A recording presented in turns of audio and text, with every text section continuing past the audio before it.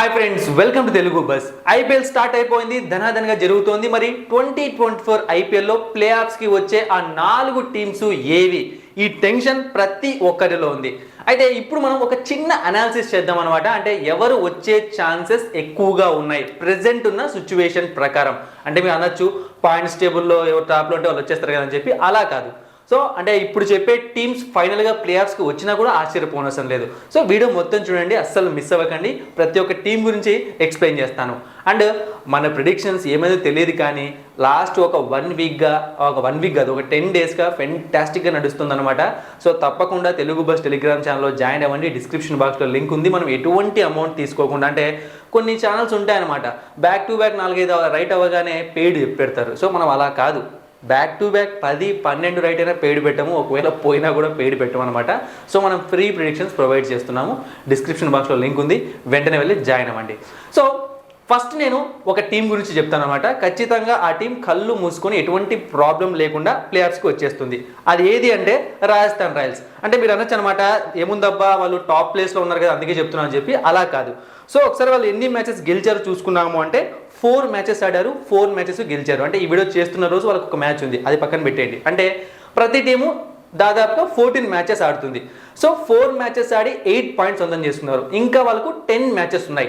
అంటే 10 మ్యాచెస్లో అంటే వాళ్ళు ఒక 16 పాయింట్స్ రావాలి అంటే ఇంకొక 4 మ్యాచెస్ గెలవాలి. అంటే ఇంకొక 6 మ్యాచెస్ వాళ్ళు ఓడిపోయినా 4 మ్యాచ్లు గెలిచారు అంటే ప్లే ఆఫ్స్కి వచ్చేస్తారు. సో దీన్ని బట్టి చూసుకున్నాము అంటే రాజస్థాన్ రాయల్స్ ఖచ్చితంగా డ్యామ్ షూర్గా, అంటే ఎటువంటి ఇష్యూస్ లేకుండా, అంటే ప్రతిసారి చూస్తుంటాం రాజస్థాన్ రాయల్స్ లాస్ట్కి వచ్చేసరికి వాళ్ళ మీద డిపెండ్ అవ్వడం, వీళ్ళ మీద డిపెండ్ అవ్వడం అలాంటివి జరుగుతుంటుంది. బట్ ఈసారి మాత్రం వాళ్ళు ప్లే ఆఫ్స్కి రావడం పక్క, ఇది రాసి పెట్టుకోండి. అయితే ఏ ప్లేస్లో ఉంటుంది, ఫస్ట్ ప్లేస్లో ఉంటుందా సెకండ్ ప్లేస్లో ఉంటుందో నాకు సంబంధం లేదు, కానీ టాప్ 4లో వాళ్ళు ఉంటారు, ప్లే ఆఫ్స్కి వచ్చేస్తారు. ఇక నెక్స్ట్ ఇంకొక team Chennai super Kings. So Chennai super Kings ఒకవేళ ప్లే ఆఫ్స్కి రాలేదనుకోండి, అది పెద్ద న్యూస్ అవుతుంది అనమాట. ఎలాంటి న్యూస్ అంటే అందరూ దాని గురించి డిస్కషన్స్, ఎందుకు ఫెయిల్ అయింది ఇలాంటివి పెడతారు. కానీ చెన్నై సూపర్ కింగ్స్ ప్లే ఆఫ్స్కి వస్తుందంటే అది నార్మల్ మ్యాటర్. ఎందుకంటే ఇప్పటివరకు వాళ్ళు చాలాసార్లు ప్లే ఆఫ్స్కి వచ్చారు, చాలా ఫైనల్స్ ఆడారు, 10 ఫైనల్స్ ఆడారు. సో కొత్త ఏమీ కాదు. అయితే వాళ్ళు ఏ ప్లేస్లో ఉంటారంటే ఖచ్చితంగా టాప్ 1 ప్లేస్లో అయితే ఉండరు, ఇది పక్క. సో 2, 3, 4 ప్లేసెస్లో ఎక్కడో చోట ఉండే ఛాన్స్ ఉంది టోర్నమెంట్ మొత్తం అయిపోయేలోపు. సో ప్రజెంట్ చూసుకున్నామంటే వాళ్ళు 4th ప్లేస్లో ఉన్నారు పాయింట్స్ టేబుల్లో. ఆడింది 5 మ్యాచ్లు, 3 గెలిచారు, 6 పాయింట్స్ ఉన్నాయి. ఇంకా 9 మ్యాచ్లు ఉన్నాయి. సో 9లో వాళ్ళు ఒక 5 గెలిచారు అనుకోండి, 16 పాయింట్స్. సో నాకు తెలిసి 16 పాయింట్స్ ఉన్న టీం ఖచ్చితంగా ప్లే ఆఫ్స్కి వచ్చేస్తుంది. అంటే కాంపిటీషన్ బట్టి, బట్ నార్మల్గా ఎప్పుడు ఆ విధంగా ఉంటుంది కాంపిటీషన్ అనేది. సో ఇలా చూసుకున్నప్పుడు సిఎస్కే ప్లే ఆఫ్స్కి రావడం పక్క. అంటే 2 టీమ్స్ డ్యామ్ షూర్గా కళ్ళు మూసుకొని ప్లే ఆఫ్స్కి వస్తారని చెప్పి నేను చెప్పేస్తున్నాను. ఇంకొక 2 టీమ్స్ ఉన్నాయి. సో 2 టీమ్స్ కోసం 2 స్పాట్స్ ఉన్నాయి. 2 స్పాట్స్ కోసం చాలా టీమ్సే పోటీ పడుతున్నాయి. బట్ అందులో నాకు గట్టిగా కనిపిస్తుంది ఏది అంటే సన్ రైజర్స్ హైదరాబాద్ ఖచ్చితంగా ఈ ఇయర్ ప్లే ఆఫ్స్కి రాబోతోంది, డౌట్ లేదు. సో ఒకసారి చూసామంటే వాళ్ళు 5 మ్యాచ్లు ఆడి 3 గెలిచారు, 6 పాయింట్స్ ఉన్నాయి. వీళ్ళు కూడా 9 మ్యాచ్ల్లో ఇంకొక 5 మ్యాచ్లు ఖచ్చితంగా గెలుస్తారు. దానికి కారణం ఏంటి అంటే బౌలింగ్ డిపార్ట్మెంట్ చాలా స్ట్రాంగ్గా ఉంది. ఎప్పుడైనా చూసుకోండి, ఏ సీజన్లో అయినా సరే బౌలింగ్ బాగా ఉంది అంటే ఆ టీం కప్పు గెలుస్తున్నది పక్కన పెట్టండి, ప్లే ఆఫ్స్కి ఖచ్చితంగా వస్తుంది. ఎందుకంటే వాళ్ళు స్కోర్స్ని డిఫెండ్ చేసుకోగలుగుతారు. అంటే అలాంటి టీమ్స్ అలాగే చేసింగ్ చేసేటప్పుడు, అంటే ఫస్ట్ బ్యాటింగ్ చేసేటప్పుడు కూడా వాళ్ళని తక్కువ రన్స్కి రిస్ట్రిక్ట్ చేయడం ఇలాంటివి జరుగుతూ ఉంటాయి అనమాట. సో ఈసారి సన్ రైజర్స్ హైదరాబాద్కి బౌలింగ్ చాలా స్ట్రాంగ్గా ఉంది. బట్ భువనేశ్వర్ కుమార్ దగ్గర నుంచి మంచి స్పెల్స్ పడాలి. అంటే స్టార్టింగ్ మాత్రమే కాకుండా మధ్యలో మిడిల్ ఓవర్స్ వేస్తారు కదా, ఆ ఓవర్స్ కూడా పడ్డాయి అంటే అతనికి ప్యాట్ కమిన్స్, ఎందుకంటే ఫెంటాస్టిక్గా బౌలింగ్ చేస్తున్నాడు.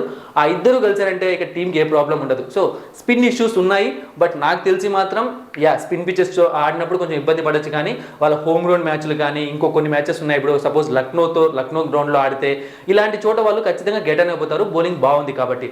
సో అందుకే వీళ్ళు ప్లే ఆఫ్స్కి వచ్చేస్తారని అనిపిస్తోంది. అయితే ఫస్ట్ ప్లేస్ సెకండ్ ప్లేస్ నేను చెప్పట్లేదు. సో 4th ప్లేస్లో కూడా ఉండొచ్చు. అంటే లాస్ట్కి వచ్చేసరికి ఎవరి మీద డిపెండ్ అయినా అవ్వచ్చు. కానీ ప్లే ఆఫ్స్కి అయితే ఈసారి ఎస్ఆర్హెచ్ వచ్చేస్తుంది. సో ఇప్పుడు మీకు డౌట్ రావచ్చు, లక్నో సూపర్ జైంట్స్ ఉంది, కేకేఆర్ ఉంది, అంటే ప్రెసెంట్ టాప్లో ఉన్న టీమ్స్ అనమాట, 1 ఆఫ్ ది టాప్ టీమ్స్, వీళ్ళు రారా అని చెప్పి. సో నెక్స్ట్ నాకున్న అనాలిసిస్ నేను చేస్తున్న దాని ప్రకారం ఏంటి అంటే ఆ 4th స్పాట్ కోసం లక్నో సూపర్ జైంట్స్, కేకేఆర్ పోటీ పడతాయి. సో మీకు అనిపిస్తుంది కేకేఆర్ అంత స్ట్రాంగ్గా ఉంది, ఒక పక్క 200, ఇంకొక సైడ్ 270 ఈ రేంజ్లో బ్యాటింగ్ చేస్తున్నారని చెప్పి. సో కష్టం అనమాట. ఎందుకు అంటే చెప్తాను చూడండి. సునీల్ నరైన్ అన్నవాడు నా దృష్టిలో మాత్రం ఒక ఫ్రీ వికెట్, అది నాకు మాత్రమే కాదు కేకేఆర్కి కూడా. సో సునీల్ నరైన్ మనం నమ్ముకోలేము. ఇక నెక్స్ట్ చూసాము అంటే ఫిల్ సాల్ట్ భారీ హిట్టర్. తర్వాత మిడిల్ ఆర్డర్ పైన ఇష్యూస్ వస్తాయి. మిడిల్ ఆర్డర్లో వీళ్ళకు శ్రేయస్ అయ్యర్ ఎలా పర్ఫామ్ చేస్తాడు, ఇంతవరకు మనం చూసిన మ్యాచెస్లో శ్రేయస్ అయ్యర్ పెద్ద పెద్ద ఇన్నింగ్స్లు ఆడలేదు. సో అతను పూర్తిగా లాస్ట్ వరకు అదే ఫామ్లో ఉండి పెద్ద ఇన్నింగ్స్లు ఆడతాడా అంటే అది తెలియదు. ఇక రసల్ పైన మనం నమ్మకం పెట్టుకోవాలి, ప్రతి మ్యాచ్ రసల్ ఆడలేడు. సో ఈ విధంగా మనం చూసుకున్నాము అంటే బ్యాటింగ్లో వీళ్ళు ఫైర్ అవుతున్నారు, కానీ లూప్ హోల్స్ అనేవి ఉన్నాయి. ఆ లూప్ హోల్స్ని మిగతా టీమ్స్ టార్గెట్ చేస్తే ఆ టీం ముందుకు వెళ్ళడం కష్టం అవుతుంది, అది కూడా స్పెసిఫిక్ పిచ్చెస్ పైన. అయితే బౌలింగ్ పరంగా చూసుకున్నాము అంటే స్పిన్ బౌలింగ్ స్ట్రాంగ్గానే ఉంది, కానీ ఫాస్ట్ బౌలింగ్లో నాకైతే కొన్ని ప్రాబ్లమ్స్ కనిపిస్తున్నాయి, ముఖ్యంగా మిచెల్ స్టార్క్ దగ్గర నుంచే. సో 25 crores పెట్టి కొన్నారు, బట్ ఇప్పటివరకు అయితే నాకు తెలిసి అంత అమౌంట్కి న్యాయం చేసే పర్ఫార్మెన్స్ నేను కేకేఆర్ దగ్గర నుంచి చూడలేదు. సో ఇలాంటివి చూసుకున్నప్పుడు కేకేఆర్ కన్నా ఎడ్జ్ అన్నది లక్నో సూపర్ జెయింట్స్గా కనిపిస్తుంది. బట్ ప్రెజర్ సిచ్యువేషన్స్లో కేకేఆర్ బాగా పర్ఫామ్ చేస్తుంది. ఒకవేళ అలా పర్ఫామ్ చేస్తే ఎవరికి నష్టం వస్తుంది అంటే ఎల్ఎస్జీకి నష్టం రాదు, ఎస్ఆర్హెచ్కి నష్టం వస్తుంది. ఎందుకంటే చెప్తున్నా కదా, ప్లే ఆఫ్స్ రేస్ అనేది ఎలా ఉంటుందంటే దాగుడుమూతలు, హైడ్ అండ్ సీక్, ఒకసారి వాళ్ళు ఒకసారి వీళ్ళు, ఈ విధంగా లక్నో సూపర్ జైంట్స్ టీం చాలా అద్భుతంగా ఉందన్నమాట. నేను ఈ విషయాన్ని స్క్వాడ్ రిలీజ్ చేసినప్పుడు చెప్పాను, షెడ్యూల్ రిలీజ్ చేసాక కూడా చెప్పాను. ఈ ఇయర్ వాళ్ళు బాగా పర్ఫామ్ చేసే ఛాన్స్ ఉంది అంటే ప్రతి ఇయర్ వాళ్ళు ఖచ్చితంగా పర్ఫామ్ చేస్తున్నారు, బట్ ఈ ఇయర్ వాళ్ళు ప్లే ఆఫ్స్ దాటి ముందుకు వెళ్ళినా కూడా ఆశ్చర్యపోవడం లేదు. ఎందుకంటే బౌలింగ్ డిపార్ట్మెంట్ బాగుంది, బ్యాటింగ్ డిపార్ట్మెంట్లో ఒక కేఎల్ రాహుల్ దగ్గర నుంచి మంచి ఇన్నింగ్స్ రావాలి. మంచి ఇన్నింగ్స్లు అంటే 40-50, 60-50 బాల్స్ 60 ఆ విధంగా కాదనమాట, క్విక్ ఇన్నింగ్స్లు రావాలి. ఎందుకంటే నికోలస్ పురాన్, క్వింటన్ డీకాక్ మంచి ఫామ్లో ఉన్నారు, అంటే లోయర్ ఆర్డర్లో, టాప్ ఆర్డర్లో. ఇక దేవదత్ పడిక్కల్ గురించి మనం చెప్పలేమన్నమాట, బట్ మార్కస్ స్టోనీస్ కూడా మంచి టచ్లో ఉన్నాడు. బట్ వీళ్ళకున్న మెయిన్ బలం అంటే యావరేజ్గా పర్ఫామ్ చేసే బ్యాట్స్మెన్స్ బ్యాటింగ్లో ఉండడం అండ్ అద్భుతంగా పర్ఫామ్ చేసే బౌలర్స్ బౌలింగ్లో ఉండడం. ఎందుకంటే Krunal Pandya under rated bowler అనమాట ఐపీఎల్ హిస్టరీలో నన్ను అడిగితే. ఒకసారి మీరు వెళ్ళి స్టాట్స్ చూడండి, అతని ప్రతి సీజన్లో అతని ఎకానమీ 8, 7.5 ఈ రేంజ్లోనే ఉంది. సో అదొకటి. And Ravi Bishnoi wicket taking bowler ఉన్నాడు. ఇక నెక్స్ట్ నవీన్ హుల్లక్, సో ఎక్స్పెన్సివ్ అయినా వికెట్స్ తీసుకుంటాడు. ఇక తర్వాత మయాంక్ యాదవ్, సో ఒక 1 week రూల్ అవుట్ అయ్యాడు, కానీ టోర్నమెంట్ అయితే ఖచ్చితంగా లక్నో సూపర్ జెయింట్స్ ఆడతాడు. సో ఈ విధంగా చూసుకున్నామంటే మినిమం గ్యారంటీ ప్లేయర్స్ అన్న వాళ్ళు లక్నో సూపర్ జెయింట్స్లో ఎక్కువగా కనిపిస్తున్నారు. సో ఎప్పుడైనా మినిమం గ్యారంటీ ప్లేయర్స్ ఉన్నప్పుడే టీం ముందుకు వెళ్తుంది. సో ఇలా చూసుకున్నప్పుడు నేను చెప్పా కదా, అంటే ఇప్పుడు ఈ 4 slots నేను ఏం చెప్పాను అంటే ఫస్ట్ రాజస్థాన్ రాయల్స్, తర్వాత సిఎస్కే, తర్వాత ఎస్ఆర్హెచ్, ఆ తర్వాత పోటీ అనేది లక్నో సూపర్ జెయింట్స్, కేకేఆర్ అని చెప్పాను. బట్ కేకేఆర్ బాగా పర్ఫార్మ్ చేస్తే నష్టం ఇక్కడ ఎస్ఆర్హెచ్కి వస్తుంది. సో ఇది గుర్తుపెట్టుకోండి. అయితే ముంబై, ఆర్సీబీ వీళ్ళు ఎవరు రారా అంటే నేను చెప్తున్నాను 3rd, 4th slot కోసం ఇంకా పోటీ చాలా ఉంది ఇక్కడ. అంటే ముంబై టీంని నేను ఇంకా కన్సిడర్ చేస్తున్నాను. అంటే ఇప్పుడు వాళ్ళ కేవలం 2 points మాత్రమే ఉన్నాయి, వాళ్ళు ఆల్రెడీ 4 matches ఆడారు, ఇంకా 10 matches ఉన్నాయి. సో 10 matchesలో వాళ్ళు 7 matches గెలవాలి, అప్పుడు 14 points అంటే 16 points వస్తాయి. సో ఇది కొంచెం కష్టమైన విషయమే, కానీ మనం పాస్ట్ రికార్డ్స్ చూసుకున్నాము అంటే ముంబై ఇండియన్స్ ఇలాంటివి చాలాసార్లు చేసి చూపించింది. బట్ ఈసారి చేస్తుందని నేను చెప్పట్లేదు, ఒక ఛాన్స్ ఉంటుంది కదా, 100%లో మేబీ ఒక 10-15% అంత మాత్రమే. అంటే 75%, 85% వాళ్ళు రారని చెప్తున్నాను, కానీ మెరాకిల్స్, మ్యాజిక్స్ అనేవి వాళ్ళు ఎక్కువగా చేస్తుంటారు కాబట్టి అలా చూసుకున్నప్పుడు వాళ్ళకి కొంచెం ఎక్కువ ఛాన్స్ ఇస్తున్నారు. ఇక నెక్స్ట్ చూసాము అంటే గుజరాత్ టైటాన్స్, ఈసారి వాళ్ళు ప్లే ఆఫ్స్కి రావడం చాలా అంటే చాలా కష్టం, ఏదైనా పెద్ద పెద్ద మెరాకిల్. ఎందుకంటే బ్యాక్ టు బ్యాక్ మ్యాచెస్ గెలిచే సత్తా ఈసారి నాకైతే గుజరాత్ టైటన్స్లో కనిపించట్లేదు. గెలవచ్చేమో, ఇంకొక 4 మ్యాచ్లు గెలవచ్చేమో, కానీ కూడా ప్లే ఆఫ్స్కి రాదని నాకు అనిపిస్తుంది ఈసారి Gujarat Titans. So Mumbai Indians, Gujarat Titans ఇంకా రేస్లో ఉన్నారు, కానీ ప్రతి మ్యాచ్ గెలిచే సత్తా వాళ్ళకి ఉందని నాకు అనిపించట్లేదు ఈ విధంగా. ఇక నెక్స్ట్ ఆర్సీబీ గురించి. సో సారీ ఆర్సీబీ ఫ్యాన్స్, మీరు ఖచ్చితంగా ఒప్పుకోరు, ఎందుకంటే మీరు మీ దగ్గర ఉన్న లాయల్టీ నాకు తెలుసు అనమాట. వీళ్ళు లాస్ట్ వరకు మీరు ఖచ్చితంగా ఆర్సీబీ వస్తుందన్న నమ్మకంతోనే ఉంటారు. బట్ నేను ఒక హార్డ్ ట్రూత్ చెప్తున్నాను, ఈసారి ఆర్సీబీ ప్లే ఆఫ్స్కి రాదు. ఎందుకు అంటే ప్రెసెంట్ ఆర్సీబీ 5 మ్యాచ్లు ఆడింది, అందులో ఒక్క మ్యాచ్ మాత్రమే గెలిచింది, 2 points మాత్రమే ఉన్నాయి. అంటే ఇంకొక 9 మ్యాచ్ల్లో వాళ్ళు 7-8 matches గెలవాలి అంటే 7 matches 8 matches గెలవాలి అంటే నాకు తెలిసి కష్టమే, చాలా అంటే చాలా కష్టం. దానికి కారణం వాళ్ళ టీంలో ఉన్న పెద్ద పెద్ద ప్రాబ్లమ్స్. అంటే నేనే నా స్వయంగా ఒక వీడియో చేశాను అనమాట, ఆర్సీబీ బౌలింగ్ లైనప్ చూస్తుంటే వీక్గా కనిపిస్తుంది, కానీ టోర్నమెంట్ స్టార్ట్ అయ్యాక అంత వీక్ కాదేమో, బాగా పర్ఫామ్ చేసే ఛాన్స్ ఉంటుంది అని చెప్పి నేను ఒక వీడియో చేశాను, కాబట్టి చెక్ చేసుకోండి.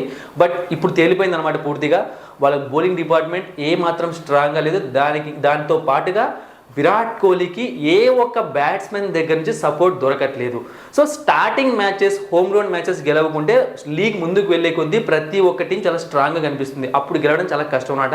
అందుకే ఈసారి ఆర్సీబీ ప్లే ఆఫ్స్కి రావడం నాకు తెలిసి 99% ఛాన్స్ లేదు. ఇక 1% ఛాన్స్ ఏదైనా పెద్ద మిరాకిల్ జరగాల్సిందే. అలాంటి మిరాకిల్స్ మనం ఆర్సీబీలో ఎప్పుడు చూడం. ఆర్సీబీకి లక్ కన్నా బ్యాడ్ లక్ ఎక్కువగా ఉంటుంది. ప్రతిసారి మనం చూస్తూనే ఉన్నాము.